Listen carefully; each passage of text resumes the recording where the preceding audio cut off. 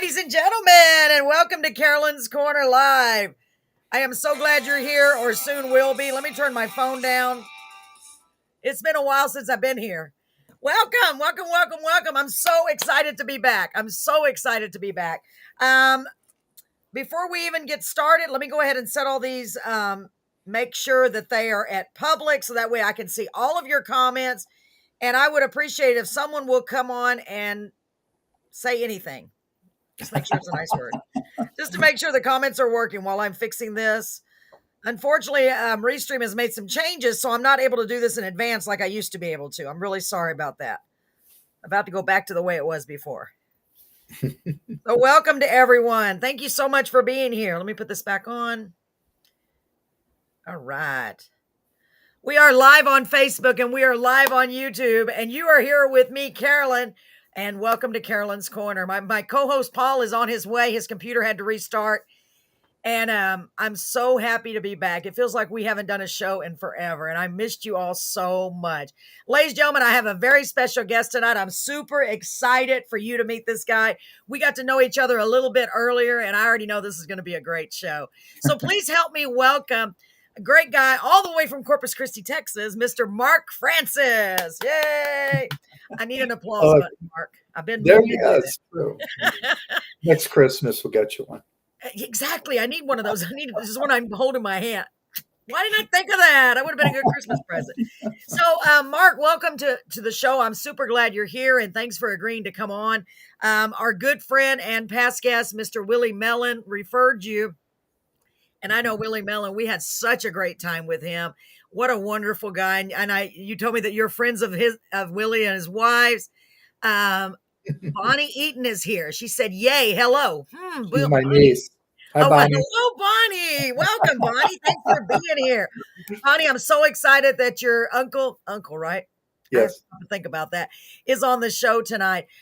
So we're giving everybody a chance to come on. Thank you so much for joining us. Please make sure you like, comment, and share, and help us spread the love. Okay, Paul is here. I had to pause for a minute to get pause for Paul. There we go. I got a perfect name for Paul. Here we go. I'm going to bring Paul Gallagher on the screen. Here we go. Paul! Are you calling me a puppy dog? Pause for Paul? Pause for Paul. I just thought that's a great name. Jerry, hi, Jerry. Paul, how are you doing? I'm doing good. That's awesome. Staying busy. I know. We all are, honey. We all are trying to do whatever we can, right? Paul works so hard. He works a lot. So, Paul, this is our great guest, Mr. Mark Francis. He's in Corpus Christi. Whoa. Yes, so I know, close by. He's a singer-songwriter. And I also found out that he is also an author, but we'll talk about that maybe later.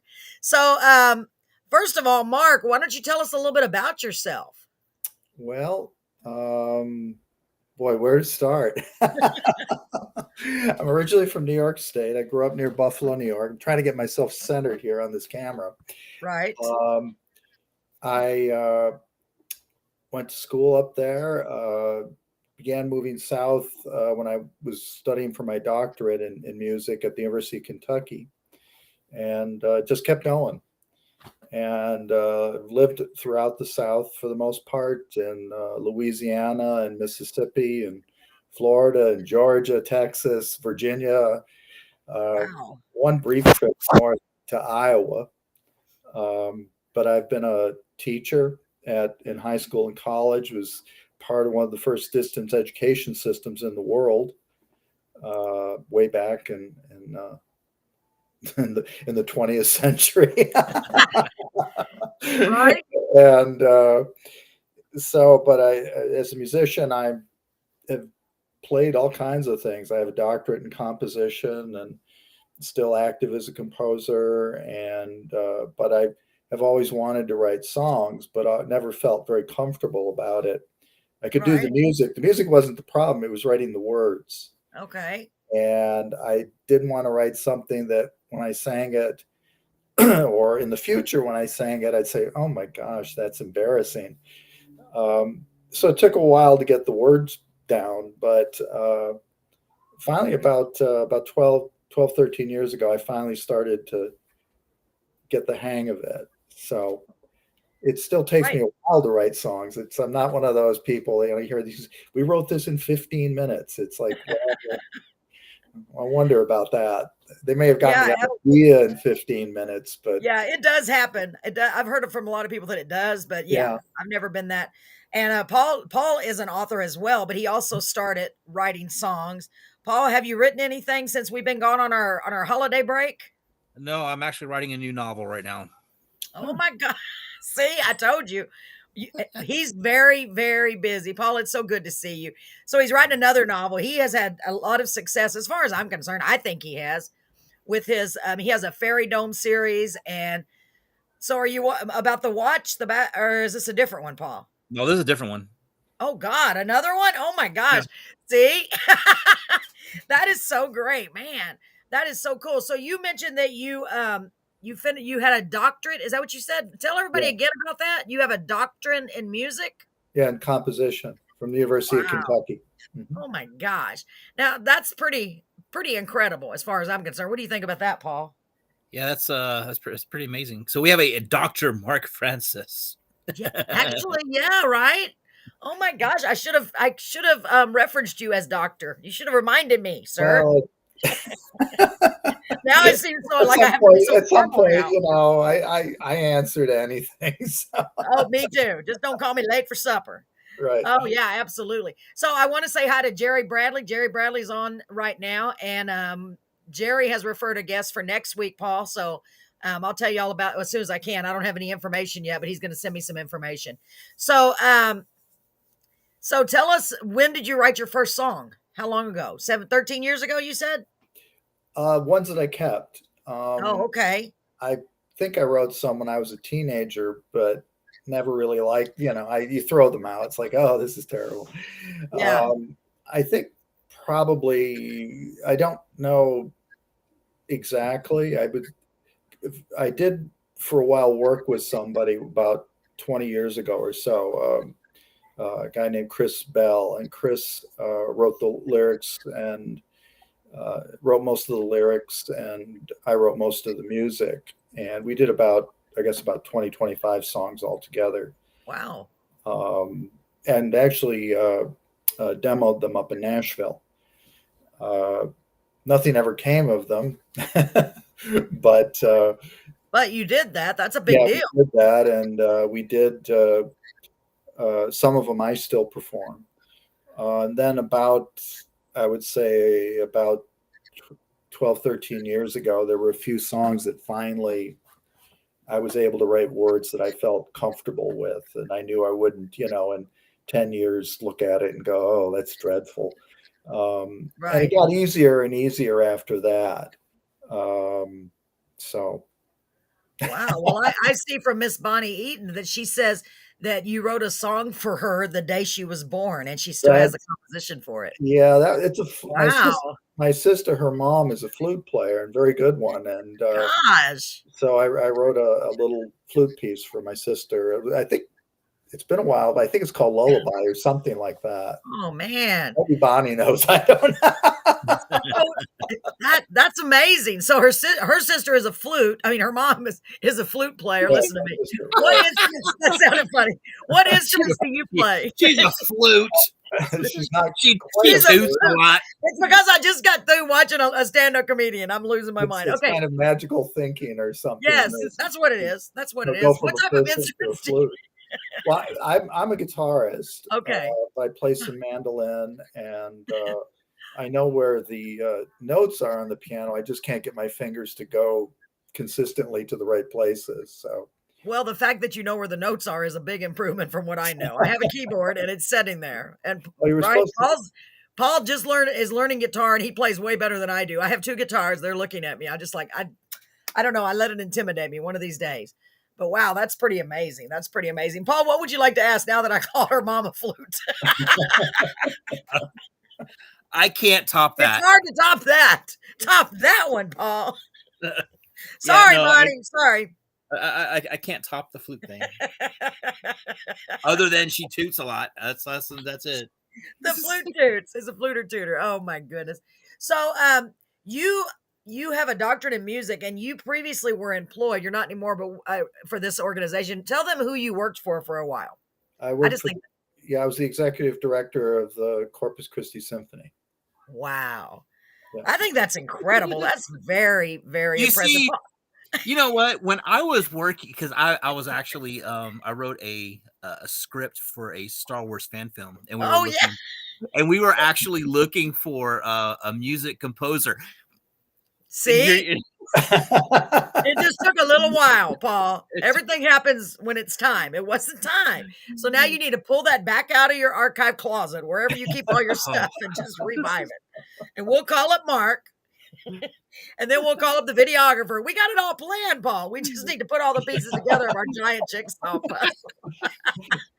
Oh my gosh, I think it's incredible and really funny when you look at that, because we talk about this every time we have a show, don't we, Paul? How we're all Yeah. it's all just a giant quilt, and we are literally all connected in one way or the other. I mean, we all are just traveling down this road trying to get by and do what we can. And I think it's incredible when you get to meet such talented people. My gosh. So you had an interest in music. Where did you get that interest, or what made you want to pursue music in that way? Um, Probably lots of things. Hi, Sarah. Yeah, you go to church when you're young. It was a Wesleyan Methodist church, so we sang lots of hymns, and you sang in church. And this was about the time also there was they were allowing guitars in the sanctuary. Oh So yeah. that was kind of a big deal at one point. You didn't do that. Yes. But there was that, and my mother played piano very well. And so for a while I took piano lessons, but I wanted to play the guitar. I also played trombone when I was in grade school and also junior high school. Nice.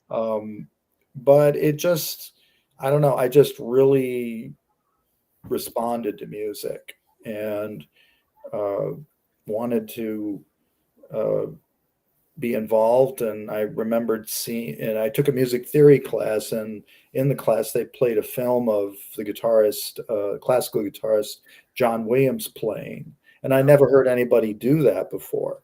Oh, And I was bet it really, was beautiful. Yeah. I was really taken with it, and I thought I want to do that. Wow. And so I ended up, even way back then, there weren't a whole lot of classical guitar programs or teachers. Right.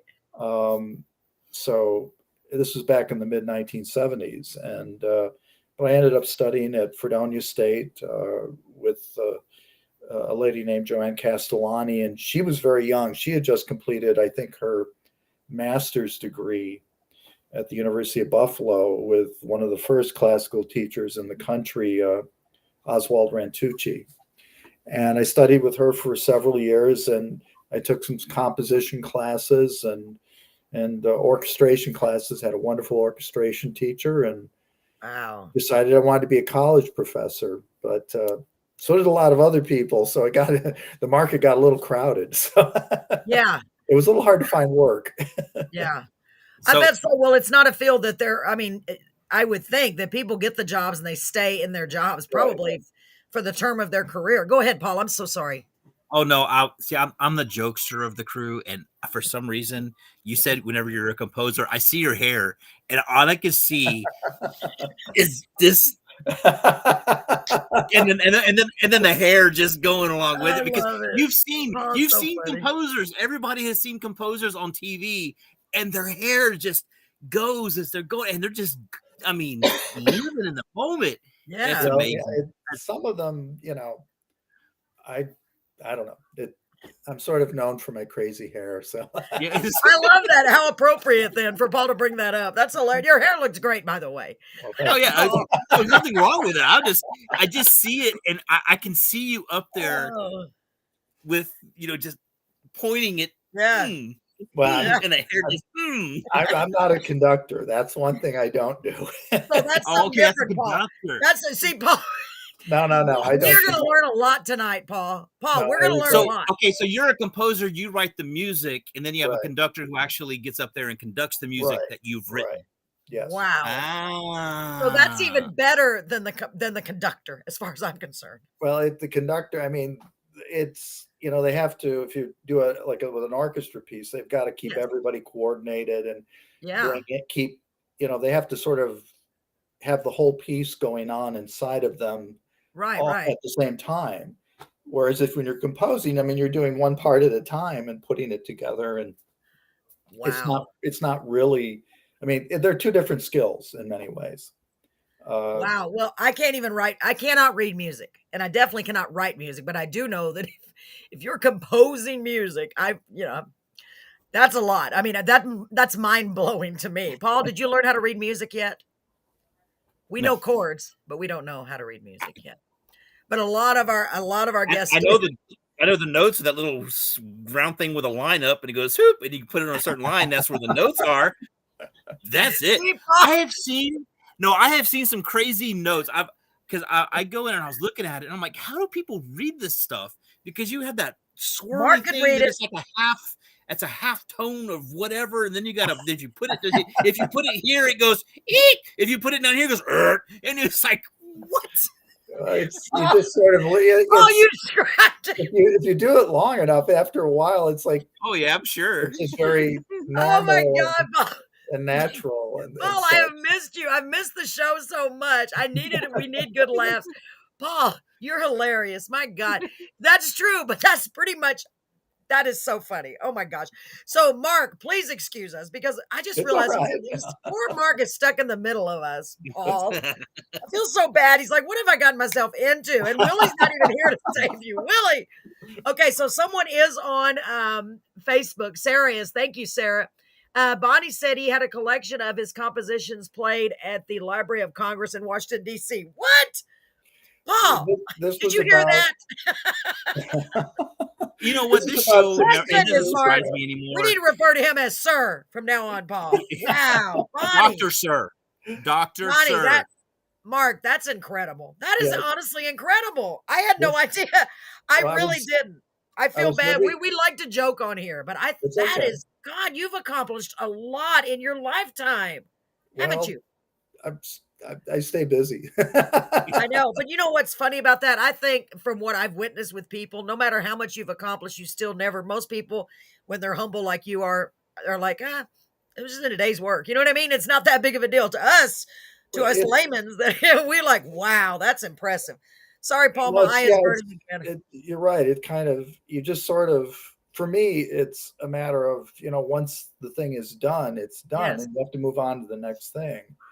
And a lot of times I don't think much about it, and it's kind of funny. I'll be particularly when I've been doing administrative work, they'll want you to recap, like when you're raising money, and it's like, so what did you do? And I'm half the time thinking, what did I do? I know something got done. I just don't really.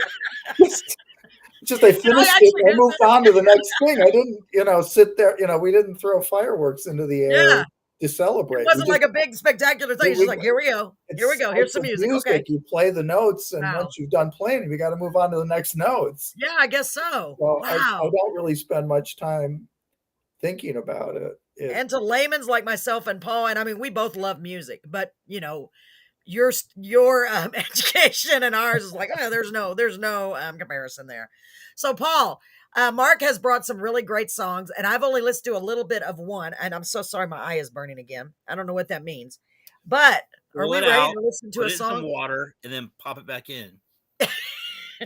What is it? When your ears are burning, someone's talking about you? Yes. Okay. But I think when your eye is burning. So somebody's looking at a picture of you, I guess. I'm sure that's what it is. And they're like, oh my God, who is this gorgeous human? I thought we were talking about humility. Oh, sorry. I was joking because I always say, yeah, right, whatever, so it was a joke. I promise it was a joke. It was sarcastic, dumb humor. All right. So let's get to some of this music. Let's get started. And I'm going to have to go get a Kleenex for my eye. Maybe if my husband's watching in the other room, which I know he is, maybe he will be a great guy and bring me a couple of Kleenexes. Brett, could you please bring me some Kleenexes? All right. So let's start with this first song. Now, I did make your little ad with this song. I'm so sorry. I hope you're closing my eye. And it is called Bipolar Bear, which is a cool title. I know. Jerry knows. Jerry says, "Settle down, Carolyn's Corner." Jerry's like, "Oh shoot, I've been trying to rev up, y'all, because it's been a while since we've done a show. Why don't you tell us a little bit about this?" There's my husband here. Well, see, he's basically He's waving the white flag. He's done. he's already earlier. He said, "Man, you're awfully loud tonight." I was like, "Hey, it's been bottled up for weeks and weeks." All right. So sorry. I was on fire. Okay, so tell us a little bit about the first song we're going to play, Mark. Bipolar Bear. It mostly was just sort of, I probably thought of, Bipolar Bear, ha, ha, ha, ha, ha, what a silly name. But then I thought, well, I'm going to keep it. I've got something I can do with it. And I think probably I saw something about, they had like on those ads for, I don't know, the World Wildlife Fund or something. And, okay. Polar bears are dying and this and that. And oh, those poor polar bears. And, they don't have any food and stuff. And I thought, well, what if there's this polar bear? It's kind of like a person. And, he's thinking about, what can I do? And, he's kind of lonely because polar bears are solitary animals. Yes. And his food source is kind of running out or something. So and it's kind of, all of this is affecting him psychologically too. And so I thought, it's kind of like a person. Oh. So that's why, Yes. there are lines in it like the drugs, they keep him even. That's more of a human thing. And right. Hi, Tanya. Welcome. Go ahead. I'm sorry. So it's along those lines. And one line probably everyone finds a little confusing in the third verse. It talks about he doesn't like the lady bears below the 49, which is referring to it's not an age, it's the 49th parallel. It's the border between the United States and Canada. Okay. And then from there, it just sort of from there, it's just wordplay after that. I love it. Well, I'm really excited because I only listened to a little bit of it to make the ad. And I was like, Paul knows I try not to cheat because I want to be just a surprise. And Paul is always excited to hear the lyrics, especially, right, Paul?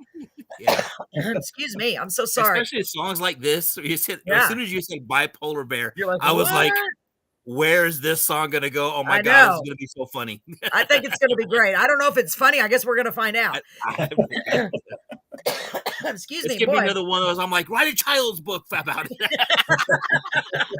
So let's get right to it. Okay, Mark, are you ready? We got to know good. you a little bit. You got to know us, poor guy. I feel so sorry for you, but I'm super excited you're here and I'm excited to hear this first song.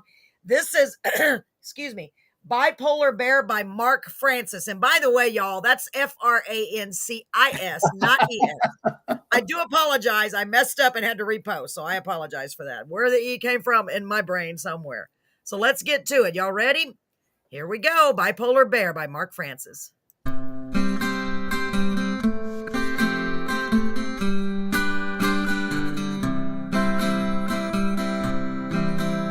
Sometimes he seems so happy, others he's so distressed.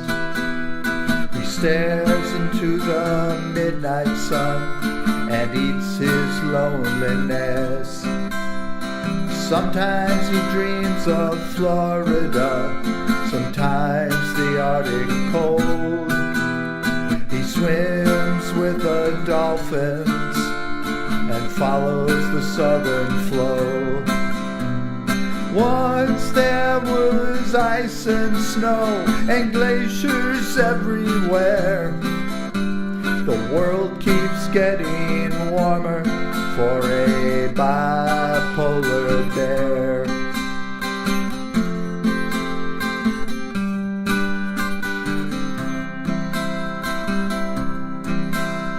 The drugs, they keep him even and help him move along.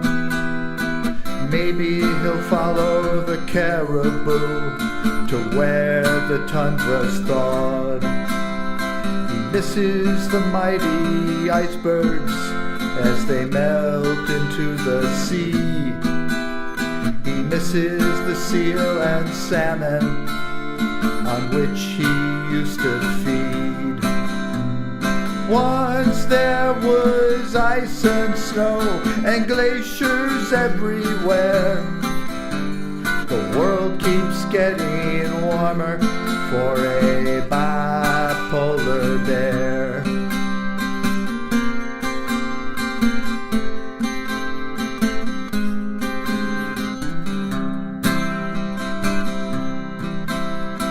Doesn't like the lady bears below the 49. He's always preferred Canadians above the timberline. His tears of joy and sadness are salty like the sea. He's got a tropical depression, spring fever 103. Once there was ice and snow and glaciers everywhere. The world keeps getting warmer for a bipolar bear. The world keeps getting warmer for a bipolar bear.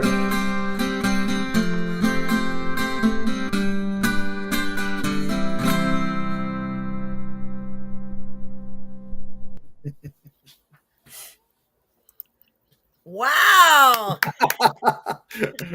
Thank you. I feel like, who was that? Siskel and Ebert, the ones that were the movie critics. We are definitely not music critics, but I like to hear Paul's comments about the song. Are you ready for this? I'm ready. Paul, Uh-oh. if I was standing by him, I think I'd elbow him because I know he's going to say something ridiculous. Go ahead, Paul. I'm scared. If the Beatles wrote children's books, this would be Oh my God, Drew. Good point. It's a really cool song. It's the chorus. Yeah. Whenever when you go high, that sounds like the Beatles. It kind of does, and I like the concept of the song because it's about. Oh yes, definitely it was. And that's weird. The comedian we were just watching was talking about the extinct polar bears. Not even kidding. Yeah. It was about a polar bear, but it also was about maybe a human being that wants to. It sort of is. It's. I know. I like that. We usually introduce the song about it. It's saying this is sort of a combination of bipolar disorder and climate change and what happened. Yeah, absolutely. And it's tropical depression. Well, they're finding out something about that climate change part out in California. Yeah. Paul, what did you say? The tropical depression. And the spring fever of 103. That's so good. Mark, that's excellent. I know. Paul was paying close attention too. That was excellent. That was very clever. Because, and the funny thing is I love songs like this because I wrote one called The Frankenstein Stomp. Oh, yeah. And it's a play on Monster Mash. Oh, okay. But it's just a fun way of writing lyrics and wordplay. It's so I find enjoyment in that, and listening to this is and I say children's book, and it's not really. It's kind of like an adult children's book, an adult illustrated book. No, you're right. It's got a cool feel. It's got like a. It does. I mean, singing it too. I mean, it's really. The Bipolar Bear, by Mark Francis, and then have all the lyrics inside of it just for adult. This is for the bipolar. I don't see. My brain just goes into. I really like it. It's cool. I really do like it. And I can see why you told me to use that one for the ad. And it's hard to get an idea of 30 seconds of the song, but in the ad. But man, I really, really like it. So who do we have here? I want to say hi to Tanya Vickery Irwin. Wait a minute. Yeah, Tanya Vickery Irwin. Thank you for the star, Tanya. By the way, this is funny. If you'd like to purchase stars help support us and everything that we do. Oh, I had so much fun because remember that one night, Paul, everything was going wrong. Oh, that was at the radio show. I don't know if you saw it, but I kept laughing because everything was going wrong. The radio station, I kept saying, but you can still send me stars, and everything was going wrong. So it's a big joke to me, but I would appreciate the stars. I'm just letting you know. Okay. Jerry said, settle down, Carolyn's Corner. It's true, Jerry. I'm hyper. It's been a while. So, Paul, anything you want to add before we go to the next Oh, next no, song? I'm just ready for the. I'm just curious now. My curiosity has I peaked. know, I love it because that was so different and so unique. We've never heard a song like that. Yeah. And I love the way, I really do love that. It had a double meaning. It's for the bear, it's for, and you know what? You make it the people that are trying to save the planet to say, hey, this is for the, but nah.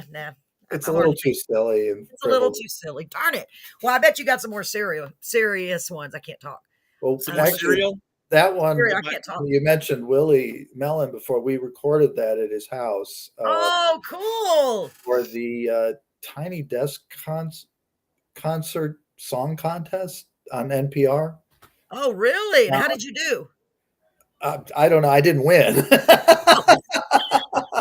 Hey, but at least you recorded it. See? Yeah, that's what happened. You recorded it, and you didn't know you were going to be on Carolyn's Corner Live. It was kind of funny because the reason why the song ended up doing it more was a few years back. I was playing at Oso Pier and Grill. Yeah, it's gone now. The storms took it away, but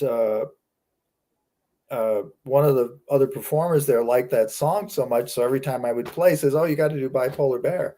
Yeah, so I always would do it for him and his wife. So yeah, I can see why, because it's different. I've never heard anything like it. I'm like, wow. And remember, Paul Willie had some funny songs too, like about his trucks and about his taco.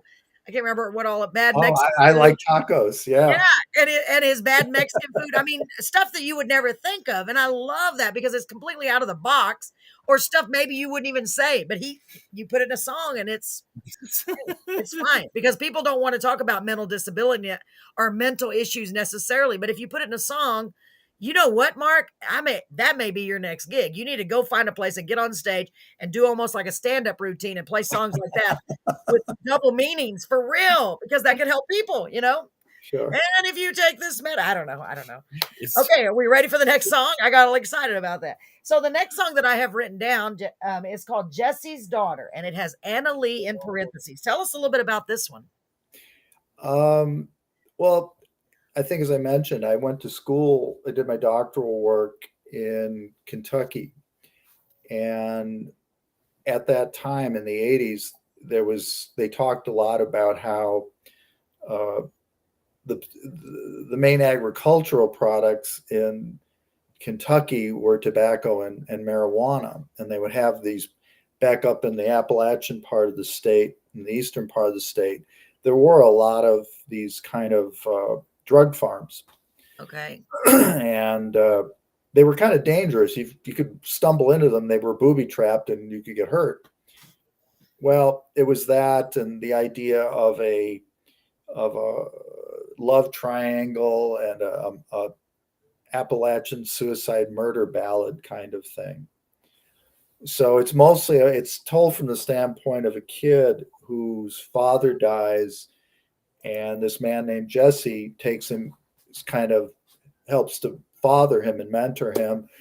He hires him at his sawmill, and he gives him a little extra money to make sure that he and his mother are going to be fine. But Jesse has this daughter, this very beautiful strawberry blonde daughter named Anna Lee. Okay. And all the Saw boys are in love with her, but she's not interested in them. She's kind of goes after a bad boy who's this drug dealer.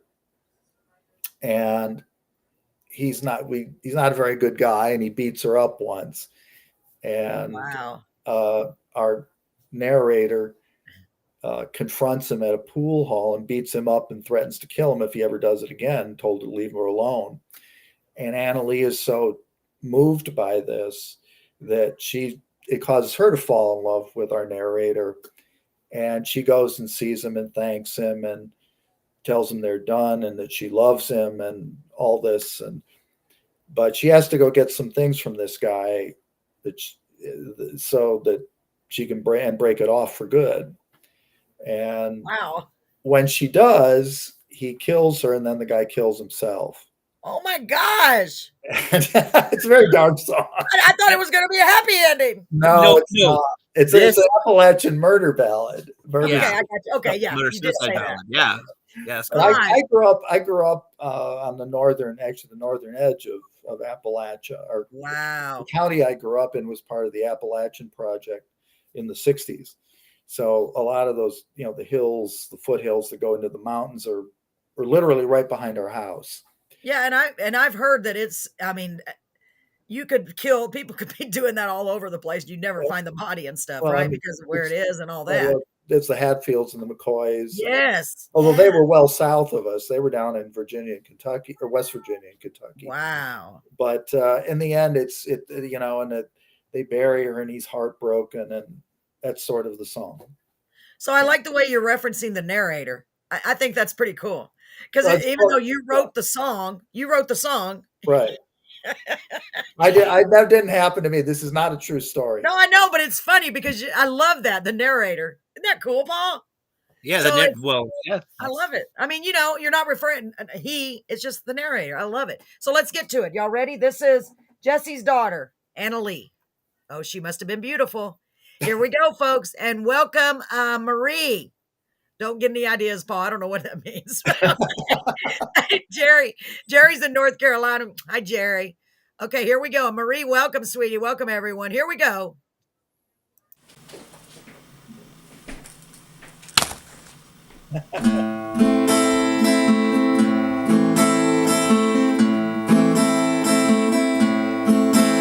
I began to work for Jesse when I was just 15.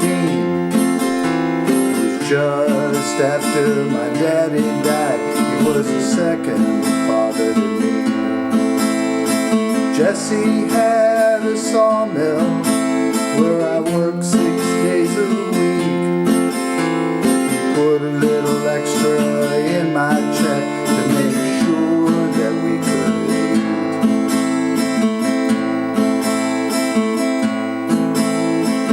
Jesse had a daughter, her name was Anna Lee.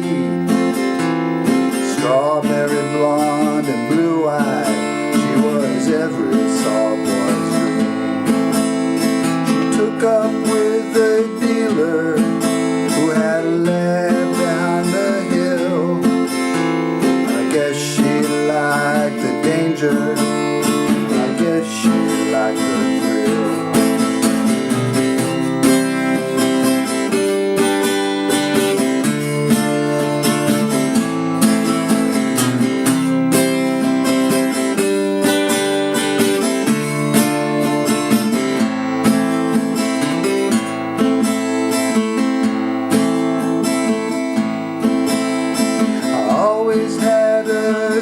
For her, though she hardly noticed me. But when he beat her up one night, I just couldn't let it be. He hung around the pool hall between the gin and the tracks. I broke a cue across his face, and then I kicked his ass.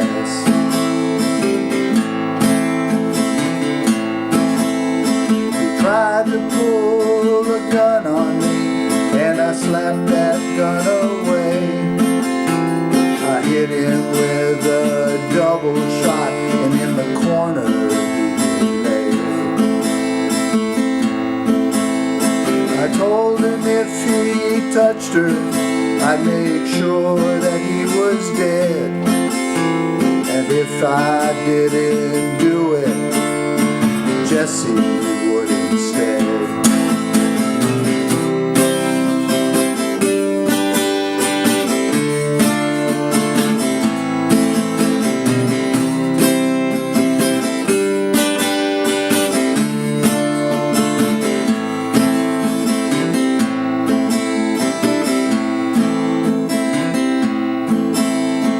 Anna Lee came by that night. There were tears in her eyes. She put her arms around my neck, and I held her as she cried.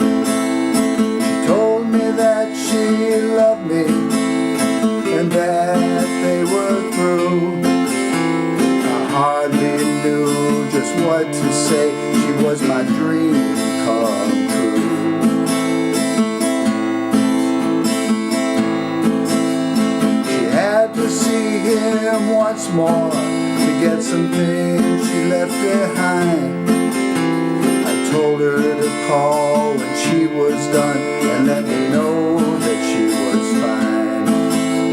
Before she left, she kissed me and looked deep in my eyes. She didn't have to say a word. I knew that she was mine.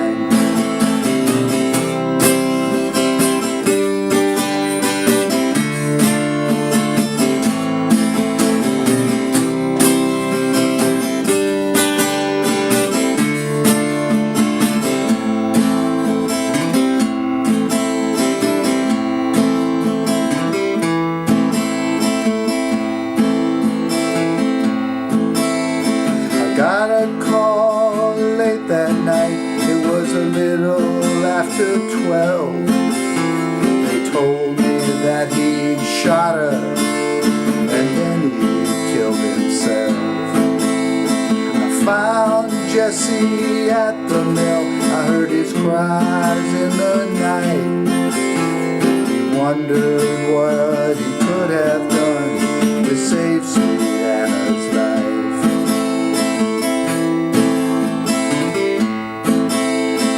Buried her on Thursday. The sun had hit its face. Anna Lee is now at rest. She's in a better place. I wish I'd never let her go. She should have stayed with me. My tears water the flowers on the grave of Anna Lee.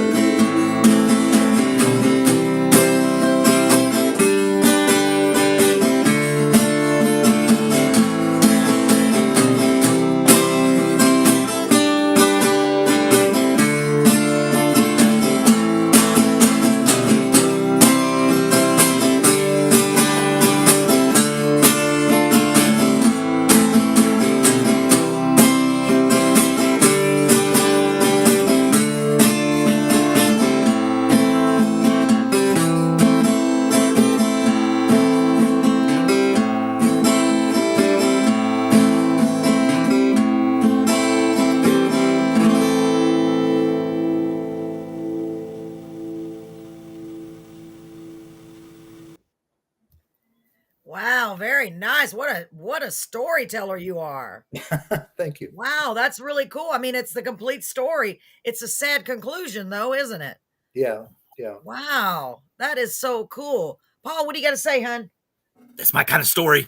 I know Paul's wheels are spinning because he's probably like, man, that would make a good book too. Right? No, it would. Yeah. Absolutely. So you had, speaking of books, Mark, you had mentioned that you'd written a novel. I know you haven't gotten it published yet, but I'm just curious, is your novel similar to your songs you're writing, just a story, or just curious? Do you write fiction? What do you write? Yeah, it was fictional. It was based on some true events, as all things kind of are. Right. But a lot of it I had to, add stuff in to fill out the To fill it story. up. Yeah, absolutely. And And my husband in the other room said, beautiful guitar playing. It looks weird to see that as Carolyn's Corner Live. I forgot I changed the name. So now I'm over there and here. It's so confusing. So confusing. Yeah, that was beautiful guitar playing. I Thank you. liked it a lot. That was a really good story. Very well written. I mean, it was clear and concise. It was the whole story. And I love that. It's great to Well, have a whole story. It's literally like reading a book, but in music form. I mean, really like a little short story. I liked it so much. one of the Um, things I learned when writing songs, that because a lot of times I'd be bothered by songs that could be very general in nature, yes. and I especially long ago when I was working with Chris Bell. I mean, Chris at the time was a student where I was teaching. Oh, wow. And I said, the problem with a lot of songs, it's, it's, hey, baby, I love you. Isn't loving is fun, or something very, True. not very specific. Mhm. And I thought I really didn't like songs like that. I like songs that could be very precise. And I encouraged him to write lyrics that were very precise that way. And he got very good at it. And Wow. when I was started trying to do lyrics, it was one of the problems is I had trouble really honing it down and focusing it. But Right. after a while, I got better at doing that, of just being very precise at what I wanted to say and trying to create an image for the listener. Yeah, and you write music that reflected the sentiment of the song.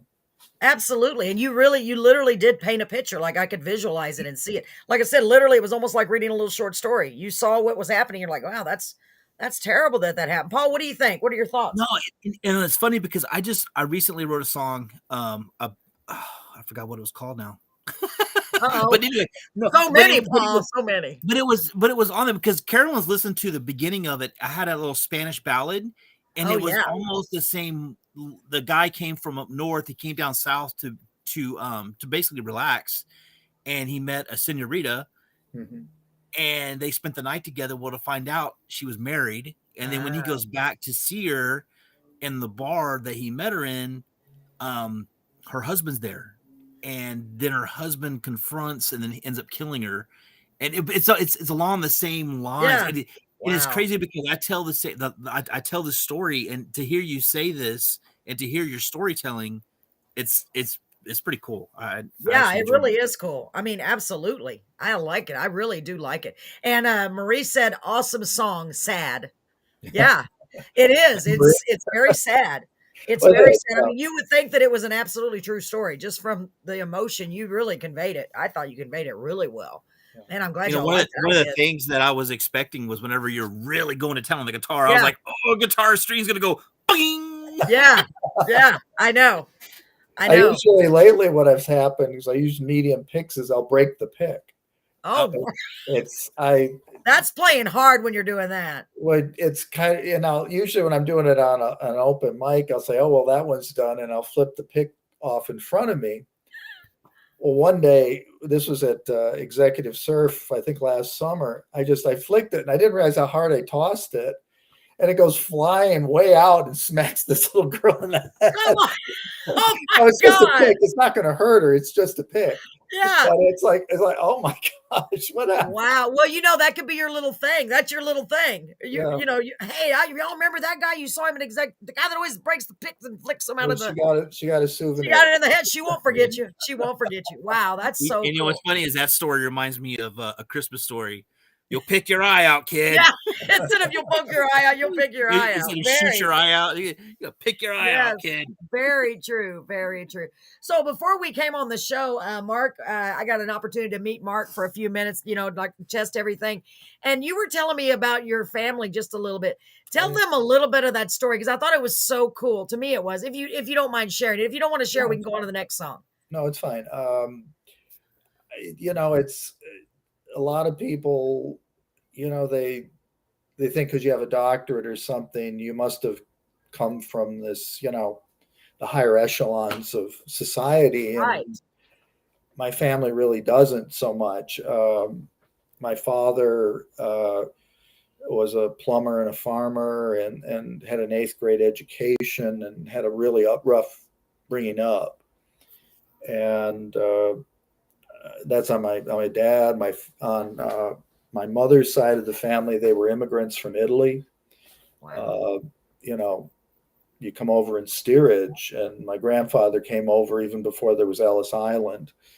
And he grew up in the Italian ghetto, which was on the waterfront in Buffalo, along the Buffalo River.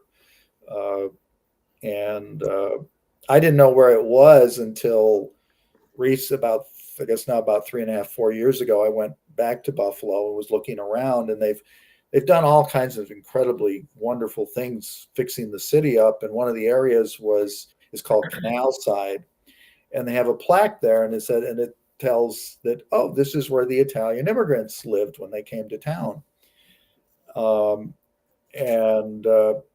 It started to make sense because my mother, every time we drove into Buffalo, we came over the bridge into downtown Buffalo, excuse me, would point at this church and say, your grandfather went that's where he went to school. And he only got through the 4th grade. And Wow. it was pretty rough at that time period. I mean, they really couldn't afford much fuel to heat the apartment or the house, and they had to go collect coal that had fallen off the train. And I think that I remember my aunt telling me that my grandfather, he was kind of fearful of the underworld because he had seen someone murdered by the railroad tracks by probably the Black Hand at that time. Yeah. That was even before the mafia. And he met my grandmother, came over when she was, I think, 16, and they met while picking vegetables, green beans in Eden Valley, which is near Buffalo. Wow. And so I don't, I may have a doctorate or something, but I have a fairly well-rounded history, I guess well, you could say. Absolutely. And I was talking to Mark about that just real quickly earlier. It's like, we're all people just trying our best to make it through the world. And no matter what type of, you deserve respect and, and all that, but we're all just regular people. And I'm so excited that you're here. Melba, welcome, Melba. And then you said tell them what your grandfather went on to. I just think that's so cool. It's such an inspiration. I never got, a lot of families, they don't tell you all the history and they all never the do. So there's, grandma and grandpa get married. Yeah. And they have kids. What a shock. But there's between meeting in this field and my grandfather actually in 1924 moving out to El Paso, he starts a lumber business and a construction business building houses. And builds most of the houses in this one area of the town I grew up in called Oak Hill. I grew up in Silver Creek, New York, but there's an area that sits up on a hill called Oak Hill, and made good money. So that when he got sick with tuberculosis, at that point, of course, there's no real medical treatment for it other than to go someplace dry and cool. And so he sold all his businesses and packed up the family, and they moved out to El Paso and got a modest sized house about 2 blocks from Mount Franklin. And my mother essentially grew up there. They moved there when she was 2, and they moved back to New York when she was 14. Wow. My aunts both are graduates of the University of Texas way back in 1936. Oh my gosh. Yeah. So so I've had family in Texas now for close to 100 years. So it's this kind of strange. Yeah. Because he went from picking, and also how did he go from picking beans to having all these successful, and obviously he did very well. Isn't that crazy? That's amazing. That's just the story of men. They're so resilient, back in those days they had to be. But for him to be it sounds like he was a true success, and whatever he laid his hand on after that, all those struggles. He had some bad luck. I mean, he was very good at real estate, and I think that must have had something to do with it. Yeah. He started this near where we live is near Lake Erie, and there's a beach just over on the other side of the road, essentially, what's called Sunset Bay, and he built one of the first cottages there, and he owned a beach. And I used to hear about how my aunt and my mother would, charge admission to get to this large beach, which is the largest beach between Buffalo and Erie, Pennsylvania. What? Oh my gosh. And to me, that's amazing because he started out. He built a little motel there. Gosh. And he started out as an immigrant picking beans in a field. That's amazing. I think that's amazing. That is amazing. There's details I don't know about. And everyone's gone now, so I can't ask. That's me. You're like, you want to know, you want to ask somebody. Okay. So while we still have that goes for everyone. While you still have your relatives here, your moms, your dad, your grandma and grandpa, get to know about your family history, because all mine are gone too. And I don't really, even my sister who's older passed away. Get a time to a chair and put that little hanging bulb swinging back and forth. Absolutely. It'll tell me everything. Because it's so interesting, the story. Wow. Thank you for sharing that with us. That's pretty awesome. So let's get to the next song. The next song is called Not Changing the Sun. I'm sorry, Paul, what would you like to, you got anything to say before we go to the next song? I didn't want to just go straight into it.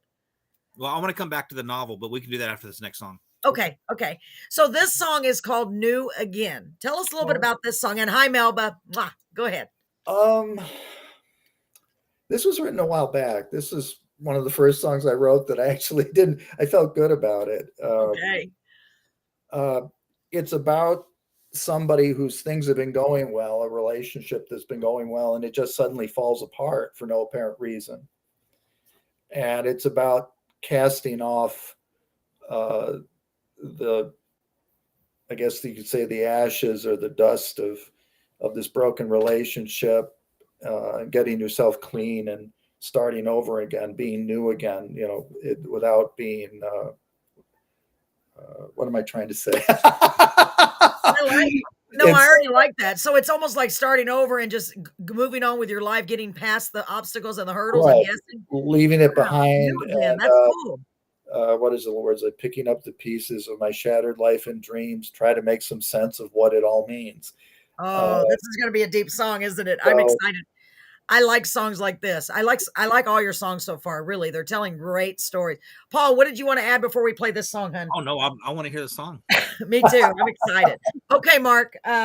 Ladies and gentlemen, this is Mark Francis with New Again, and thanks again for sharing that information about your family. I just think that's so cool. Your history and the family's history. We all have a story to tell. Let's get to it. Here we go.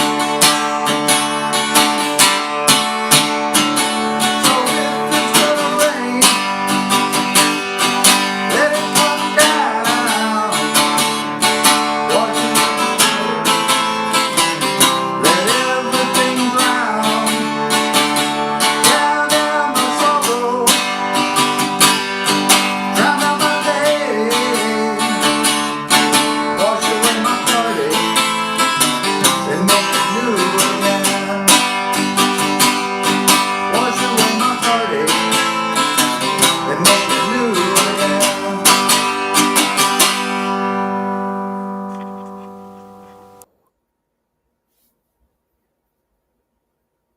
I think your mic. Hold on, I had myself muted. I see your mouth moving. And I it's like, know. That happens to me I'm like a ventriloquist. Wow, Mark. I'm like a ventriloquist. I really like that song. And I was having a little bit of trouble hearing it on my end, the words a little bit clearer. But repeat the chorus to me. So if it's a heartache, repeat that to me. If it's going to rain, let it come down. Okay. Let it rain long and hard. Let everything drown. Drown out my sorrow. Drown out my pain. Wash away my heartache and make me new again. I knew I liked it. I was listening I had my ear like this because the music was a little bit louder than the lyrics. But wow. Yeah. My friend Marie said, sounds great. I love story songs. Me too. Me too. And I love that. It's like, let me just start over and be new again. Right. No matter what. And we talk about that all the time on the show, don't we, Paul? No matter what you go through, hold on through the bad because the good will come back around. It just never feels like it when you're in the midst of all the bad, Yeah. especially when during a breakup or during, there's so many things we deal with. Paul, what do you think, hon? No, I liked it. It was nice. I know. I liked it a lot too. Very, very cool. So, Paul, what did you want to talk about real quick? The novel. I just want to find out more about the novel because he was talking about it and then you changed subjects and went somewhere else with it. Oh, me change subjects? Never. Well, it some of it is based on real events. Hi, Rebecca. The point of the story is about a woman who gets pulled into a relationship and marries someone and goes along with what her friends and her family want her to do. That's my sister. Hi, Beck. Oh, hi, Rebecca. I was just putting it up there. I don't want to interrupt. She's the real good flute player. Oh, that's so great. I did not mean to call you that. She's the one you met. Rebecca, I'm so sorry. Flute. I just can't talk tonight. I'm sorry. But the novel is about. It starts out actually at the end of the story, and then goes back and we trace it all. How did we get here in the first place? And it starts with her parents and how their relationship came to be, and then her birth, and her brother's birth, and moving to a new town, and things start to go well, and then everything kind of falls apart. And it's how she starts to deal with it falling apart. And she meets someone she falls in love with. In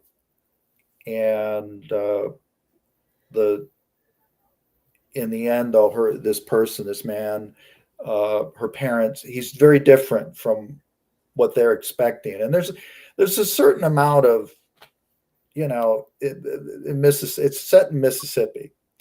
And there's a certain amount of, people kind of looking to marry up and that sort of thing, and the status and money and all of that. And the person she's fallen in love with probably can't provide her with a lot of that.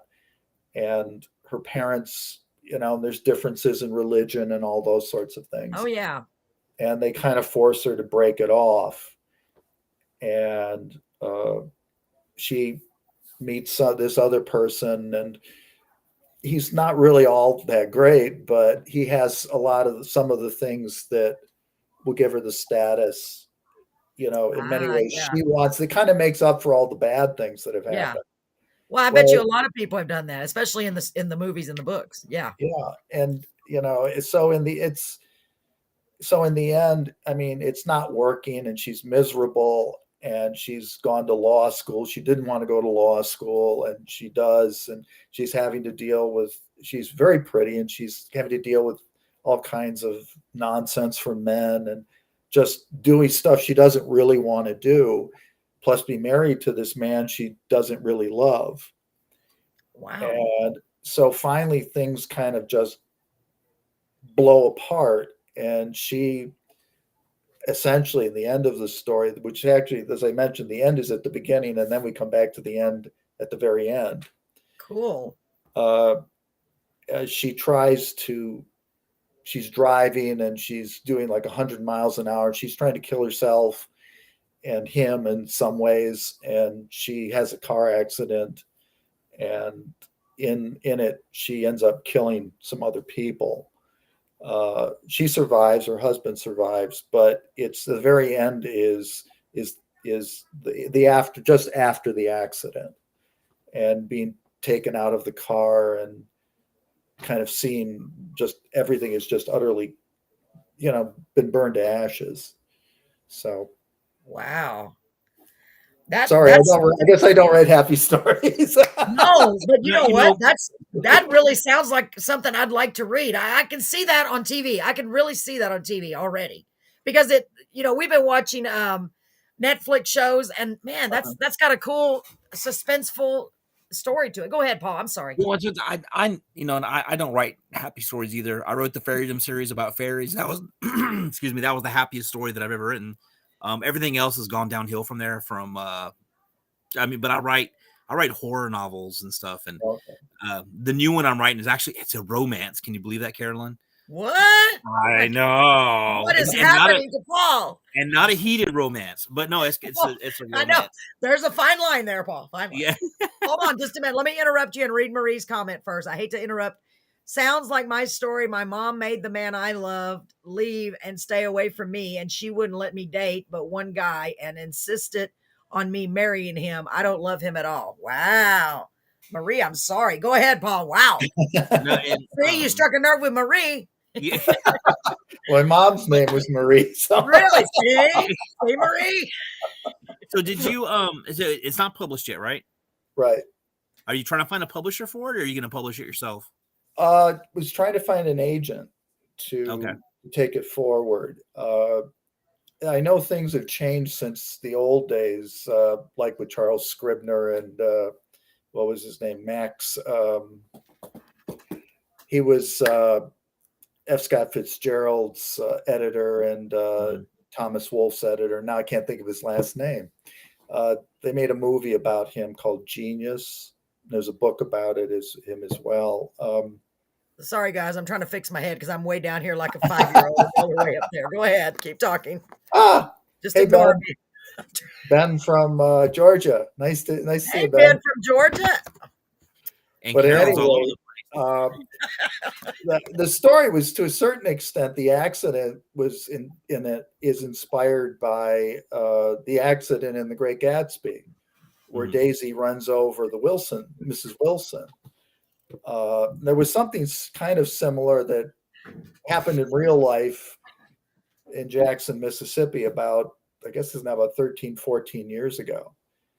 And so I kind of conflated them all together, and that's how we got the story. Wow. That sounds it really does sound interesting. So Ben, welcome Ben Champion. Hi And Mark, Shelley. I'm listening and watching too. And he said it's Ben's phone. It's Ben's phone. It might be Shelley's. Is it Shelley? Is his wife Shelley? I know, now you can see me better, Marie. I don't even want to, Paul, you know me. So I keep trying to adjust the camera. Oh my God. My chair. Carolyn does not know how to leave stuff alone. She's a tinkerer. Because I was down here. Hitting keys. It reminded me of the Verizon. Button. It reminded me of the Verizon thing because Paul was over here, and then you were down. My bars on my phone, and then I just went. Oh. And she's gonna follow the camera all the way down, like, I'm in there. Oh my God, I'm sorry, but I just raised my chair up. Did you see me a while ago? I smiled. I was like, dummy. Okay, thank you, Marie. Thank you. Marie is always my my watcher. Poor thing. Too bad Marie can't keep me from saying and doing silly, stupid things. Okay, go ahead, Paul. Go ahead, Mark. Oh. Sorry. Are y'all done? I guess we were talking about publishing. Yeah, Yes, publishing. We'll just ask if he was going to publish it or not. So he's going. Yeah, I asked him the same thing because I told him that you self-published. So it took I did get an offer to sort of self-publish. It's sort of a shared expense. It's just at the moment I don't really have the free cash to do it. If you want to go down a route of doing self-publishing, Amazon. Barnes and Noble actually has a really good self-publishing thing as well. I self-published because I don't want to be tied into a contract, and I don't want to drive all over the country. I'm not saying that my books would be awesome, but I mean, it just by chance that they did. Awesome. No, but I'm just saying, just by chance that they did. I have a job. I love my job, and I'm gonna retire from the job. I didn't want to get stuck in a contract, and then like, hey, you need to go here. You need to go. I don't want to do all that stuff. That's why I said I'm self-publishing. That's not what I want to do. I enjoy writing. Yeah, I enjoy it. But Paul had been writing for years, and he finally got a lot of them completed. So I'm so proud of it. So Ben says, right, it's Shelly. I love that last 2 songs and more info about your family. I know, isn't that cool, Shelly? Shelly and I have been friends for 40 years. Oh, she's a very old friend, and she's a wonderful lady, and been an enormous help to me over the years. So. Oh my gosh. It's so important to have people like that in your corner. Shelly, I agree. I am loving the songs and loving the info about I'm loving this whole thing. I really am. You're a very interesting man, and you've got so many great talents and so many wonderful skills. Man, I'm just like blessed that you're here. I really, really am. I'm still waiting for our talk, Paul. Poor Marie. I know. Marie is writing a book too. She's writing a book with her little Chihuahua puppy. Oh. And poor Paul offered to help, and it's just hard for them to get together. So while you talk to Marie, you can send her a message if you want, whatever you need to do, Paul. Let's play the next song. Let's talk about the next song first, Mark, real quick. So, and after this song, I'm going to play our ad because I don't want to forget. Don't let me forget, Paul. I have the worst. I have Youngsheimer's. I can't remember anything. So the next song is "Daddy Didn't Know About You." That sounds a little controversial. I don't know how to say controversial. Yeah. This one, this is sort of out. It's not like the other 3. Yeah, which one is not like this one? I know they're all different. With Miller's and analogies test. Yes. I don't remember exactly how it came about. It's a fairly recent song. I wrote it since I've been in Corpus. But I think I had the idea I had an idea from a couple of lines. Okay. And here's the more controversial stuff. Oh, Paul, we're getting to the heated stuff now. Wait a minute. I lived in St. Petersburg, or in Tampa, Florida, for a while, and I was in St. Petersburg at a bar, and all bad things start at a bar at St. Petersburg. Let me tell you, they probably do. Okay, at a bar. Everything in my life I've done stupid was at a bar. Go ahead. But it was a rather attractive woman there who had a T-shirt, and it said, "This T-shirt looks better on the floor." Oh, oh boy! Now this should be in your novel, Mark. This should be a book. Well, there are things like that in the novel. A few, not too many, just a few. So I always remember that. I thought it was hysterically funny. That is hysterical. I had a T-shirt. I remember that line, and I was like, I've got to use this in a song. That's very smart. And I for some reason, I kind of was thinking of sort of a country song, very 90s, kind of 80s, late 80s, early 90s country song. And oh boy. So it starts out talking about how this father raised this boy well. It's from it's the son singing, and Daddy taught me what it meant to be a man and what to do. Not fall over. You knocked him right off. But and Daddy taught him a lot, but he didn't teach him about a woman like this one. Oh, Mark, that's so smart. I can already see where you're going. So although Daddy knows a lot, he doesn't know everything. Smart. Oh my gosh. I already know this is going to be really, really good. It reminds me of the Water Boy says it, and when the father turns around with a tattoo on his butt, what mama doesn't know. That's true, but Daddy don't know about wait a minute, Daddy didn't know about you. Oh my God, it does. Well, I hear Adam Sandler saying that. This is kind of and one of the reasons why I sent it to you is I'm on this site called N1M. Yes, tell them about that real quick. The letter N, okay, a 1, the digit 1, and the letter M, which is supposed to stand for number 1 music. Oh, so it's n1m.com. Okay. And And I've how do they been, find your music? they just go on there and put in Mark Francis, and hopefully it pops up. Okay. And they can also, while you're talking about it, you can, I asked the dumbest questions. They can also go to YouTube because I've never heard of N1M, but now I Well, have. I'm also on YouTube. Oh, can you write that down? I haven't. With it, YouTube's a little harder to I love find it. me for some, because Really? Are there a lot of well, Mark there are Francises? several other Mark Francises in Yeah. there, and even if you Google me, I don't come up for a while. You know what? We've had that happen to a lot of people, a lot. Well, That like might me, be a I good didn't know thing. I had. There's so many Carolyn's Corners that I had no idea before I started Yeah. Carolyn's Corner, which I should have researched it. And I am So not any of those. yeah, you can find me there, but for some reason, this song on N1M is getting a lot of play, and I'm Well, I can see why because it already sounds juicy. I can't wait to well, hear it. I guess to me it was kind of Daddy a didn't tell me about you. it No, was did kind of you? a throwaway. I didn't take it very seriously at all. Well, that's usually, you know what? Sometimes that's the best songs, the ones you don't even try because they're like, remember Paul Therese, Therese's first song that she released?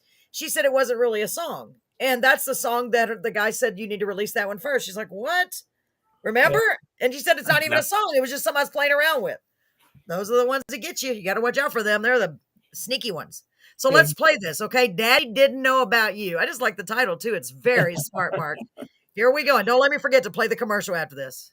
Here we go.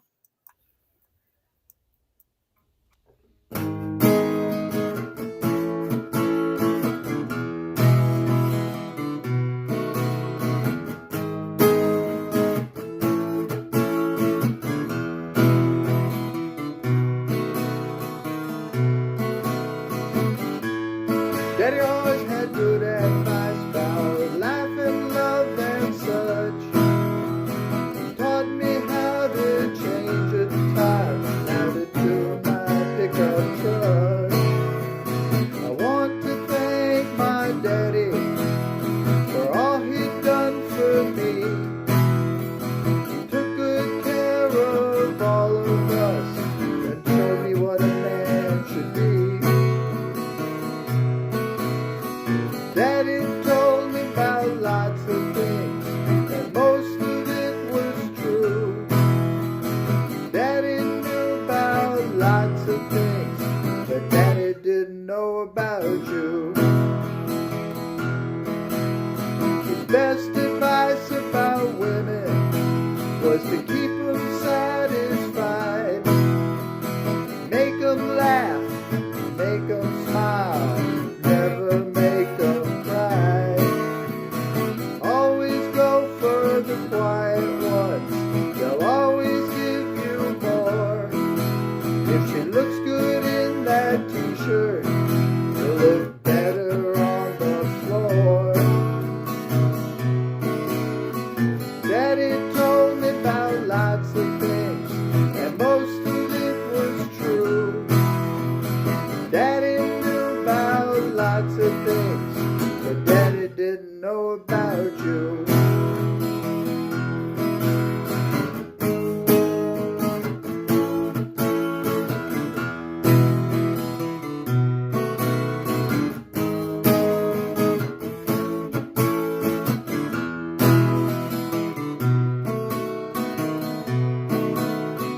Mama was the quiet type, a lady at all times.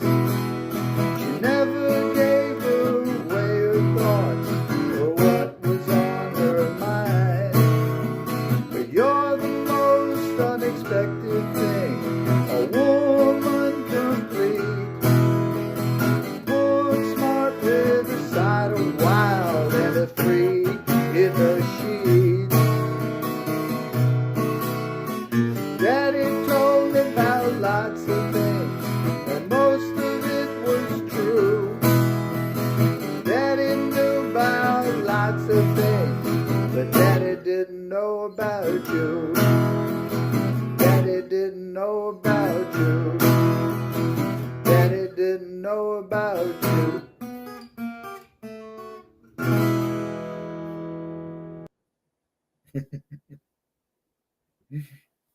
Your mic is off again, Carol. I swear, if my husband had a mute button, I tell this every time, he would be using it on me every day. I need to have a self-muting button. Man, I really like that. I really like that. I like it. I like it a lot. And I like the way you slipped in that line about the t-shirt. Very clever. I really like that song. I was like, he got it in there. Very good. Paul, what'd you think? Paul, what happened? Why are you leaning forward? Because my back started hurting, so I'm laying down now. Poor thing. We're falling apart. Paul, you're younger than me. You're not supposed to be hurting so much. I did a lot of work today. Paul works too hard. Did you do physical labor? Yeah, I had to move computers around. I know, you poor thing. That's actually hard work. I can't even move anything anymore with my back. Let me see. We have a comment. Hold on. Stand by. Really like this one. Marie said really like this one. I do too. Thanks, It's Marie. very clever. I can see why people request that or why they really like it. Do you play that at open mic? I do. I It's bet good they really response. like that. I'd be good because the guys could sing it along to the women and the freaking the sheet part. I like the way you just slipped that one in there. Did you catch that, Paul? No, I missed that. You didn't hear it? Gotta listen. I actually heard it because I knew it was going to have some naughtiness in there. I was like, aha, there it is. There it is. A freak in the sheet, huh? Freaky in the sheet. Wasn't it freak in the sheets? Yeah. Yeah. I caught that, Mark. And a freak in the sheets, yeah. Freak in the sheet. Yeah, exactly. I think that's very clever. Yeah, you got to You watch have to those. go back. Paul, you'll have to go back and watch it. Y'all go back and listen to that song. Move one to my house. Oh, the computer. She needs a computer. Her computer died, Paul. No pressure, Paul. Poor Paul. Poor Paul. I'll add it to my list. I was, we were watching that comedian, not changing the subject, but it was funny because, and he was talking about how women want all the men's jobs now. And he's like, please, just take them. Do you really? It made me laugh. He's like, just leave us alone. Do you think we want to do this job and this job? And this? Yeah. No, we do it to keep you happy. It just made me laugh right before I came on. So I was like, that's so true. Women say, I can do anything a man can do. He goes, no, you can't. Do you really want to go in a coal mine and have your, you know, and die from whatever. And I was like, he was funny. It made me think about a lot of stuff. And the polar bear, see, it was applicable to our show tonight. Didn't even know that. Maybe Daddy knew about her. That's what Marie said. Maybe he did. And the mystery continues. Marie, dun, dun, dun. You didn't finish What was it? As the world turns. Yeah, Jerry said you could be right. Maybe Daddy did know, and Daddy didn't act like he knew. You didn't finish the sentence. You give him a wink. It says maybe Daddy knew about her and just didn't want to share. Oh, I didn't see that part. That's what I'm saying. Sorry. Marie. That's a different song. Oh, maybe start It's more of an Appalachian song. Yeah. Now you're going into the real woods. More shooting and murder. And, you know.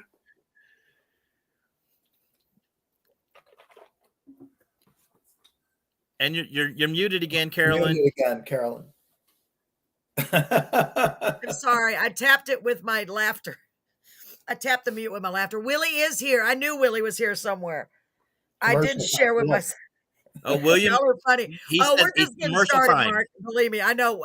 We always have to leave the show too soon because I get to go with all these people and we start laughing, don't we? We have so much fun on this show, right, Paul? I think we do. Yes. I'm just goofing. We have to laugh because laughter gets us through so many things in life, as far as I'm concerned. So let me play this commercial from our wonderful. Oh, thank you. Thank you, Jerry. I mean, thank you, Willie, whoever reminded me. Thank you, all of you. Thank you all. Thank you. Anyway, can you hear us? Okay. So I have been honored to have a great, I'm getting it. Hold on. A great sponsor by the name of Scores Bar and Grill. And actually they've had a couple of our people that have been on our show at their facility doing a little open show for them. So I mentioned that to Mark earlier. I said, who knows? And I'd like to thank them for being our sponsor. So I want to play this commercial for them. And they're a great place to go hang out. Now, since this was made, they are now closed on Sunday. So every day but Sunday, you can go see them. Okay, here we go. Ladies and gentlemen, did you hear the great news? Scores Bar and Grill right here in Beeville at 1502 North St. Mary Street is now open 7 nights per week. That's right. Scores is open 7 nights per week starting at 5 p.m. With nightly specials, open mic every Wednesday, karaoke the first Saturday of every month. You can check them out by going to their Facebook page at Scores Bar Beeville. Go check it out. You'll be so glad you did. That's right. You will be so glad you did. You know, Paul, it's been weeks since we've done the show, and I forgot what button to click. By the way, whoever put me in charge of the clicker, not a good idea. I learned that lesson a long time ago. He already did. Paul knows. Carolyn's got the clicker. We're in so much trouble. So, Mark, it's been so much fun having you on. We have another song. I always hate to leave, though. Oh, God, I hate to leave. I can sit here and hang out with y'all all night. We've done that before, y'all all, right, Paul? Yes. Y'all all. We stayed up pretty late before. So we do have another song, and it is called Christy Lynn. You want to tell us a little bit about this song, Mark?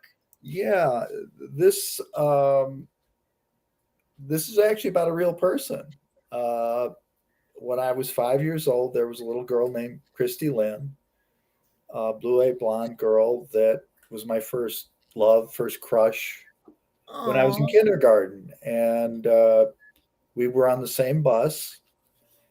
And I think about halfway through the year, her family moved. Aww. And it's sort of like, then, as it says in the song, then one day she wasn't there. They said she'd moved away. And with the internet these days, you get kind of curious about some of these things. Yeah. I know her name was Christy Lynn Sugarman. And so you Google the name. Yeah, exactly, Marie. Puppy so love. I Googled the name, but nothing came up. Oh. But it's just sort of a song that, just sort of everybody remembers that sort of thing. There's plenty of other stuff I don't remember, but me too. Yeah. But I do remember that. And I think, it's kind of funny. Those things do stay with you and they affect you, whether you know it or not. I think you end up always kind of looking for that person and somebody else. And it's funny how you wrote the song about this. My son, who's now he'll be 8 in a couple of days, but he goes to school and on the bus, he rides the same thing. And I know this little girl, her name is Amelia, and she moved away. She moved school. She went from Pawnee to Pettis, and anyway, so in this move, he came home crying. He was really upset. He's heartbroken. I'm never going to see her again. But look, but nowadays, luckily, there's phones or cell phones. So he talks to her all the time. He plays games on all the time. Aww. My wife actually took him over to her house so he could see her. But yeah, it's really funny. It's how you were talking about how you were 5 and that happened. And it just happened to my son. Yeah. It's about that age, isn't it, Paul? Yeah. And he was just so heartbroken, just upset. And then he would, like a week later, he came out crying. He's like, I really miss her. And I'm like, oh my Lord, what do we do? and it's crazy how that. Oh, that makes me want to cry. Wow. Yeah, because my grandson, I said, do you have a girlfriend yet? And he said, I did for a day, but we didn't really go out. It was so cute. And they're the same age. Well, they're a couple of years difference. Oh my goodness. I want to read what Jerry says. I love that in the commercial that the guy singing is singing in a mic that's not hooked up to anything. I have trouble remembering last week, much less kindergarten. Yes, Jerry. It's so true. It's so true. Oh my God. Everybody knows my memory is. That's why I always joke with Paul and tell him, write that down. Because if I don't write it down, it don't happen. Thank God I got a giant calendar on my wall. Yeah, for real. So let's play this song. Are you ready, Mark? Yes. Are you ready, Paul? Are y'all ready? Let's get ready to rumble. Okay, let's hear it. I'm excited. Christy Lynn, but it's sad. It's going to make me cry. I already know it. No, it's not in the end. It's kind of, it's hopeful. Okay, well, I like hope. We need some hope in this world, let me tell you. Okay, here we go. Christy Lynn. Check it out, folks. Make sure y'all send some love. This is the last song from Mark. Come on, let's get those hearts flying wherever you're listening and watching from.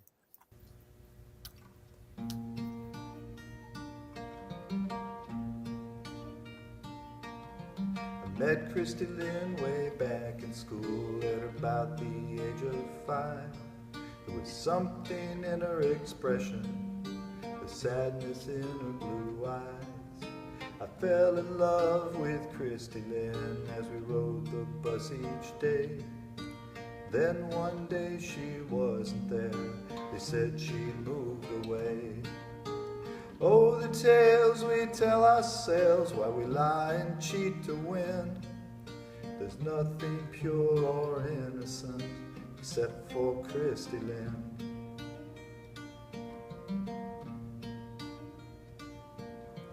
Many years later I tried to find her and search the interwebs, but I never found a sign of Christy Lynn Sugarman.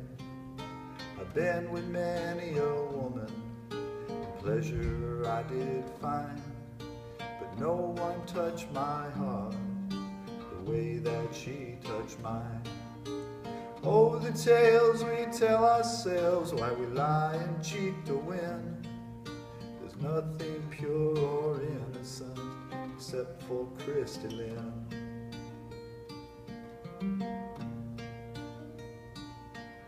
It's funny how you don't forget the first love of your life.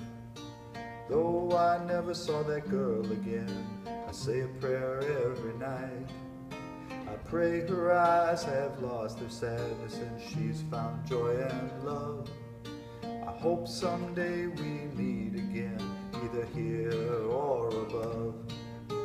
Oh, the tales we tell ourselves while we lie and cheat to win. There's nothing pure or innocent except for Christy Lynn.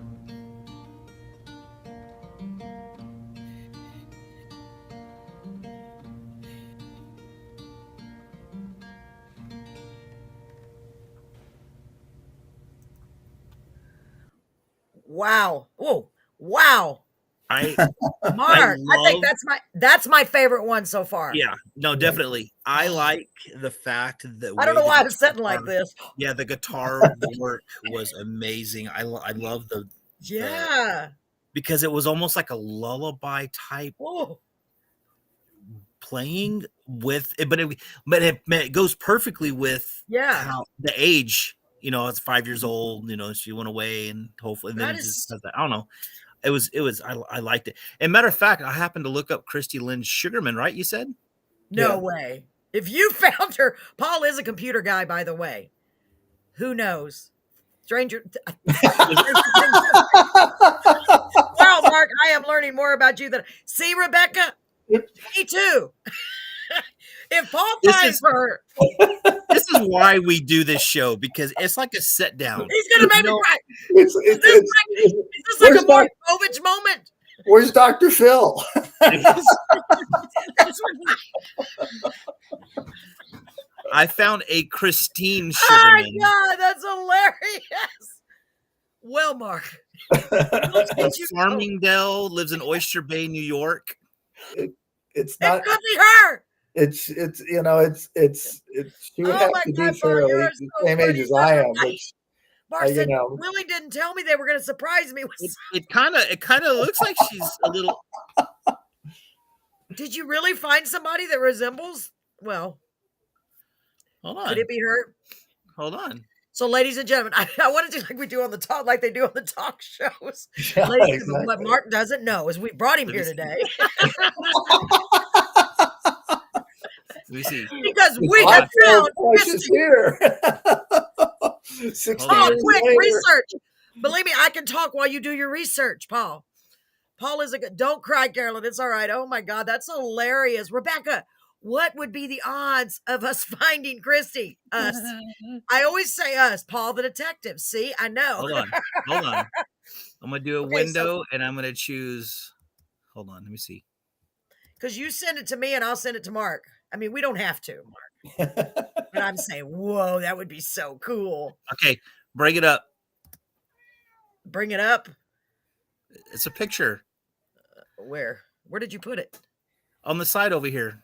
You'll see a shared screen on your thing. On my thing. Under private chat? Nope. No, I don't see it. I shared the screen. It should pop up on there. Oh, it's not here. Oh, your cat is upset about that, Mark. Or is that your cat, Paul? That's my cat. I was gonna say it's not mine. Mine are sitting on the bed right here. There's that big giant cat. There's Well, a giant cat.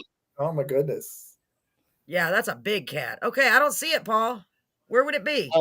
It's on the side where you click in, where you let people in the room. Oh. Let me try. There you. Whoa. Right there. Hold on. Whoa. Whoa. There. Mark. Who knows? Could that be her? She's got blonde hair. Paul, if for real, if you found her, I am going to flip out. Mark. Now, well, the thing of it is of course, Sugarman would have been her maiden name. Yes. Is she married, Paul? Maybe she's divorced, Mark. Are you married, Mark? No relationship info to show. Yeah. So who knows? Oh my, hey, for real. Paul is a good detective. That would be so crazy. Okay, Paul, send it to me and I'll send it to Mark. Mark. See? Everything happens when it's time. That would, I mean, for real, that would flip me out. It's in New York. She's in New York. Yeah, but she's on the other side of the state now. I grew up in the western part of the state. Uh-huh. Oyster Bay is near New York City. Yeah, but it is theoretically possible that it'd be her. That it'd be her. Why'd I say it like that? I feel like what are the odds that the first person I find is a Christine Sugarman in New York? The odds are very slim. Paul, share that with me on my messenger and I'll text it to you. Mark, we may have just made history today. That would be so weird. Does it say if she's married or single? No, there's no relationship. Yeah, info. No relationship information. Yeah. I bet she's single and she's been waiting for you since she was 5 years old too. I bet she was. And then she can find out that you're now a music composer and you have a doctorate and she'd be like, oh my God, I knew you'd do something great with Here I am your budding life. in people's relationships. I love it. I'm so happy right now. I'm so you bad. You made a miracle happen. It could be her. Problem is, how are we going to find out? Paul, send it to me. I'm for real. I'm going to message her. Because now I want to see what happens. I want to see what happens with this. I'll reach out to anybody. I don't care. Gosh, Mark, Paul, send that to me, okay? For real. Oh, Mark, I've had so much fun with you tonight. And it's been how many weeks have it been since we've done the show, Paul? Over a month. Yeah, right? Over a month at least. So next. Oh, cool. Now Mark can click on that link and then go there. Okay. Okay, Mark. He's like, I don't want to. We'll leave it up. I mean, I clicked on it so I can look at it later. So yeah, okay. See, there you go. Hold on, I gotta look. It's like, what? Welcome to your life. You know what? My gut tells me that's her. My gut tells me it's her, Mark. Oh, she's got blue eyes. And she's got blonde hair. That's 2 for 2. And her last name's the same. Paul, if you found her, that is the weirdest thing. And that would be like a miracle. Wouldn't that be a miracle, Mark? I am so good at finding people. It's unreal. I don't know why. Paul the detective and Carolyn the matchmaker. Yes. Matchmaker. Mark, that's what Marie said. I had this guy that would always come where I worked and wanted me to hook him up with somebody. And I kept saying, no. And finally I said, I am not any good at this. Because I did introduce him to one lady and it did not work out. I said, I'm not. You know, it's funny is that if this is not her, we just showed her on our show. Thank God it was just a very quick. And everybody on here is going to go to her page and don't go. You know, next week the show will have a new. You know, a guy named Mark that used to have a crush on you in what would that be, first grade? I'm going to message her. No, only I'll do it. I want a happy ending for somebody. I want somebody. No, just kidding. I'll do it though. I really will. Paul knows I will. You know, there's a song written about you. Yes. Did you? It's kind of funny. The song came first, and I thought, I probably ought to see if this person's around. And good point, Mark. This was about, I think it was written about 10, 11 years ago. So I just at that point, you could search things, but it's not quite what it is today, where you've got all kinds of websites, or you can take a picture and in like Well, let Google image. let And Paul do it. He's very good at. Paul, will you send that to my messenger? I'm not even kidding. Of course, I'll contact you off the screen, Mark, and see if it's okay. Because I will. I'll do the investigating for you. I'll be like, well, interesting. What was did I in start? I don't know, but I think that's so cool. See, Mark, I said Yeah. everybody's connected. You never know, things happen. Who knows? I just said Everyone. to What you. is? Okay, wait a minute. Okay, thank you, Paul. Jerry says everyone got excited when she turned out to be good looking. I know, and she's actually pretty. If that's her, she was the same age as you. Yeah, yeah. We were in So how old would that make her now? Okay, don't you don't tell us. Tell us. 64. If she's 64, she's a very good looking 64. But look at you. You look very, very young to me. I still can't believe that's impossible, really. Well, You're I'm single, so send me a good looking rich man with one foot in the grave and another on the banana peel. Marie, don't you have somebody that you loved in school? Oh, that would be crazy. That would be so crazy. I'm going to look it up. I really am. Oh my gosh, ladies and gentlemen, I've had so much fun with y'all tonight. I have missed you all so much. It's so nice to just be on here and laughing again. It just makes my heart feel good. I don't know. Mark, I hope you've had fun because I really have had fun. This has been great. Oh Thank man, you for we asking. appreciate you. You're welcome. And like I told you when I talked to you earlier today, if you know of anyone, because we're our guest supply is running low. It's like a bucket. And my bucket, I'm down to the bottom of my bucket and I can't get any without falling in the bucket. So I need everyone to send me referrals. I know next week we have a guest. That's another reason I took a break because everybody's busy during the holidays. That's the one the mom ran off. Oh, that's what Marie said. You all are hysterical. Willie knows. Poor Willie. Willie knows. If anybody knows, Willie knows. Thank God, Willie. Thank God for Willie. And No, Willie has sent me I a few do- more referrals. Do what? I do have a little information on her. On who? She Oh, graduated college in 1965. Mark? No.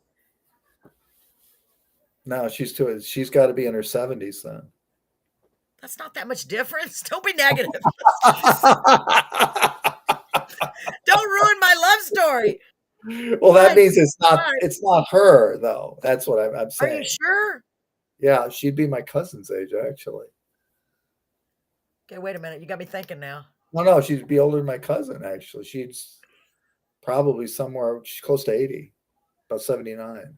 Oh, there's no way that picture of that lady is 80. Unless it's one of those people that are trying to. Same person. That's Yeah, a I know, girl. that's what That I'm was saying. taken 20 years Sorry, ago. Marie, I am married, but I do have one foot on the banana. Y'all are so funny.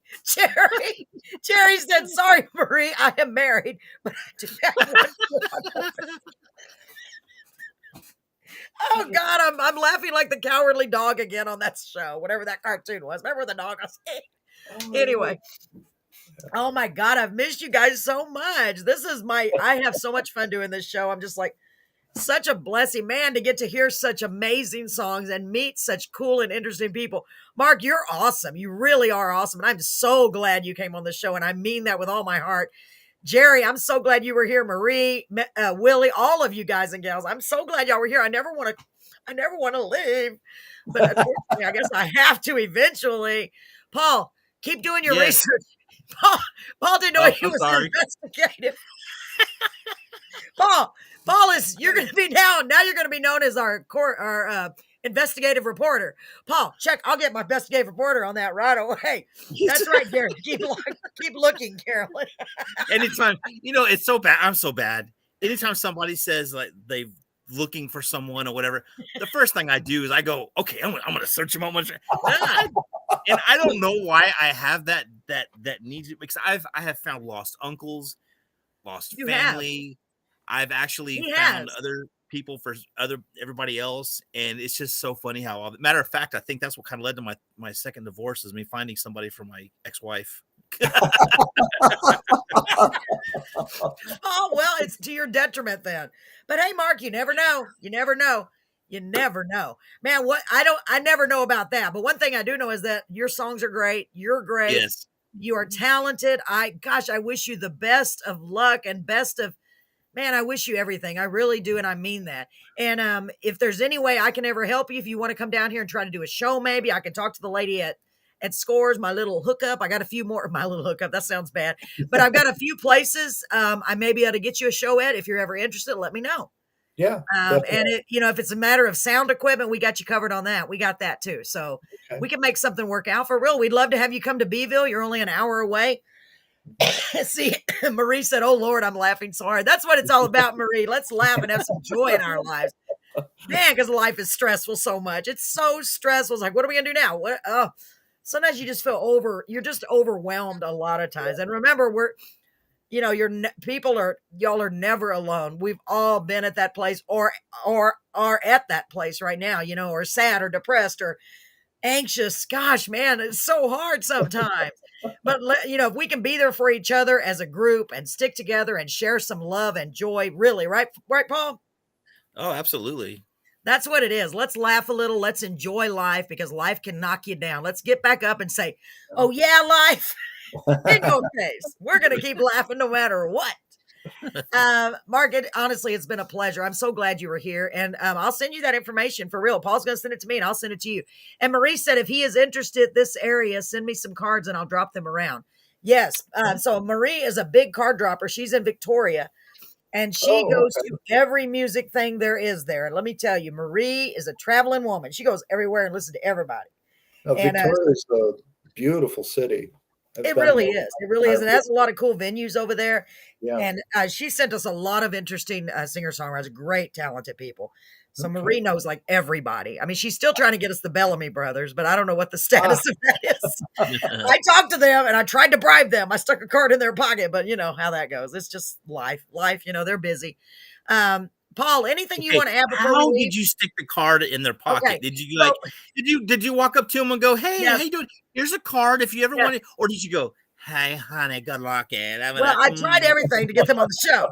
Actually, I walked up to them because they were going on stage. Actually, true. They were going to be playing out in at the 5D Steakhouse out in wherever that was. I forgot the name of that town outside of Beeville. And we got to go see them, and that was really cool, like really cool, because they have all them old classic songs that I love. And right before they went on stage, I already got to know their guitar player because Marie knows everyone. I'm telling you, Marie knows everyone. And her brother, her uncle, her nephew was doing the sound for them. So I was meeting and talking to the guitar player, and I told him I'd really love to have him on the show, blah, blah, blah. So he said, well, there they are. Go up there and meet them. And so Brett's like, you're not going to go. I said, yes, I am. And they're waiting to go on the stage. And I go up there and I'm like, I got my cards. Hi, you don't know me, but I'm with Carolyn Sconer Live and we feature singer-songwriters from everywhere. And because it would help a lot of singer-songwriters just like yourself. And they were like, okay, cool. And I said, please call me. Of course, I did. I gave them the card. I didn't really stick it in their pocket, but if I would have had the choice, I probably would have stuck it in their pocket. Because I'm not shy when it comes to that. Because I told them, I want to get some of the people that have already been there, done that. Like, you can come on the show and tell us about the journey. Tell us what is it we need, Right, Paul? So, I mean, there's somebody that's already been there, done that. That's why I'm trying to get more and more people that have done more so they can share it with us and say, okay, this is how I did this, whatever. Even if they don't share it, at least we can get an idea of what they've been through. Thank you, Marie. So, Mark, if you have cards and you want me to give you cards for Marie, let me know and I'll get them to her. And in the meantime, Mark, please keep us in mind for any of your friends that you have that are singer-songwriters. It just has to be original music. We'd love to have them on. Got to have more chances to be funny and goofy. So, ladies and gentlemen, thank y'all so, so much for being here tonight. I mean, really, thank you. I have missed y'all. It's like missing my family. We're still doing, my sister and I are still selling jewelry online, and we have an Etsy store, but I haven't been doing live as much as I want for the jewelry. I'm wearing a piece right now. We've been working, trying hard, trying whatever we can do. That's about all you can do. So y'all stay tuned, or just, keep your ears and eyes open for that. And I'll be posting when we're going to go on again. And I'll be back on Thursday for sure next week. Good Lord willing, and the creek don't rise, right, Paul? That's right. Yeah. Everybody hates in California, so we're probably okay. Yeah. And Paul may be at the radio station with me on Monday if he's available. I'd love to have you over there. I miss you, Paul. Replying to Marie Connor, back pocket only. Reach into my pocket anytime you want. Yeah. Thank you, Marie. Oh, that's Jerry. Wait a minute. I got mixed up. Okay, Jerry. Thank you, Jerry. Well, guys and gals, I love you all. I really do. And I hope you have the best night ever. And Paul, happy belated birthday. Thank you. I love you. You know that. You know I love you. We love you so much. And Mark, thank you so much for being here again. I appreciate it. God bless you. And I honestly hope that you're blessed in everything and that you have so much prosperity and just everything positive. Anything positive I want it to happen to you. Okay. And anything I can do to help, let me know. Okay. Thank you, Carolyn. All right. Thank you so Thank much. you, You'll have Paul. a great night. Good night, Bye-bye. ladies and gentlemen. Hi, Sarah. Thank you. Bye-bye.